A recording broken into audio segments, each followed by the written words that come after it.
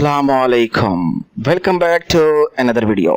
नाजरीन, solar park को solar farm या फोटोवोल्टिक पावर स्टेशन भी कहा जाता है। ये जमीन पर नस्ब किए गए हजारों सोलर पैनल की मदद से सूरज की धूप को बिजली में तब्दील कर देता है, जो बरकी तारों के जरिए हजारों सरफीन को फरोख्त कर दी जाती है। सोलर पैनल से बनने वाली बिजली डीसी यानी डायरेक्ट करंट होती है, जिसे कई इन्वर्टर की मदद से एसी यानी अल्टरनेटिंग करंट में तब्दील कर लिया जाता है, जो बआसानी सरफीन को पहुंचाई जा सकती है। सोलर फार्म में तेल, गैस या कोयले से जलने वाली कोई जनरेटर नहीं होता, इसलिए आम पावर स्टेशनों के बरअक्स solar farm carbon dioxide gas या कोई दवा खारिज नहीं करता, जिससे ग्रीन हाउस इफेक्ट में इजाफा हो। तो नाजरीन, साइंसदान तवानाई की पैदावार के लिए नए जरिए ढूंढने में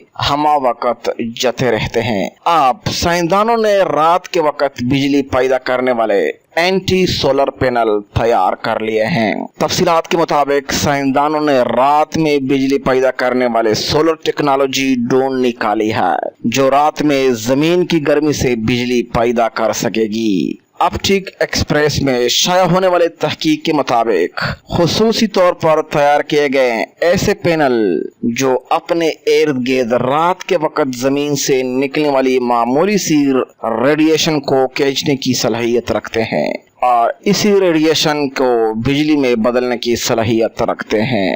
साइंसदानों के मुताबिक इससे रात में बिजली को स्टोर करने के अखराजात से बचा जा सकेगा। इस टेक्नोलॉजी से सूरज की रोशनी की मुनासिबत से रात में 1/4 बिजली पैदा की जा सकेगी। तहकीक में शामिल एक साइंसदान ने दावा किया है कि ये टेक्नोलॉजी साफ और माहौल दोस्त तवानाई के पैदावार की जानिब एक मस्बत कदम है।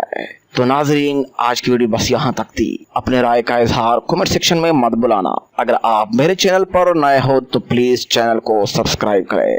मिलते हैं किसी दूसरे वीडियो में, तब तक के लिए इजाजत चाहता हूँ। अल्लाह निगहबान।